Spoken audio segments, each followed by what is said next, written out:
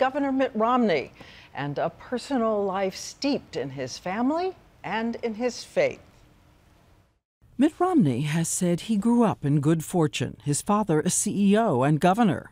My dad had extraordinary capacity. He was a man of great wisdom. I'd love to have the wisdom of my father, of my mother. His mother Lenore, who wanted to be a Hollywood star. And take a look at this. We found old footage from MGM promoting their new find. She was Mormon, and so was her suitor named George Romney, who kept coming out to California to pursue her. And so she gave up a lucrative contract to follow him back home. At a Detroit prep school, their youngest son, Mitt, was a jokester, a member of the pep club. At liberal Berkeley University, he made headlines for protesting against the people who were sitting in against the Vietnam War. But Romney deferred military service to fulfill his Mormon duty and served as a missionary in France.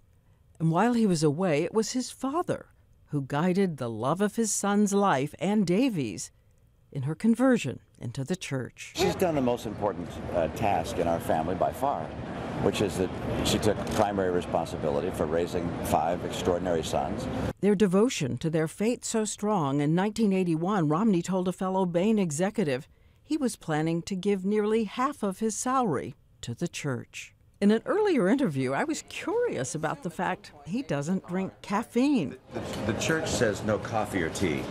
It doesn't literally say caffeine, so... It doesn't? Yeah, I try and avoid caffeine drinks, but so if there's a caffeine-free Diet Coke, that's what I'll take, but if there's regular, I don't pass it up. And I'd heard that every other day he weighs himself to take off any pound the campaign has put on. That's good. If I find that I've gained a couple of pounds, it's like, okay, just don't eat as much. So I'm not eating as much. That's a sentiment that has never, ever entered my mind. You know, I pretty much eat what I want to eat, Yeah. but if I notice that I've gained a few pounds, it's like, oh, got to slow down a bit. And, you know, otherwise you could get as large as a house. So you got to watch it.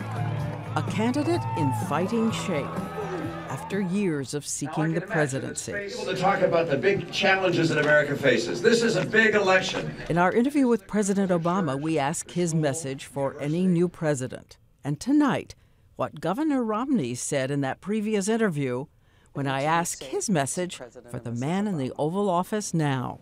Start packing. That's what I'd like to say.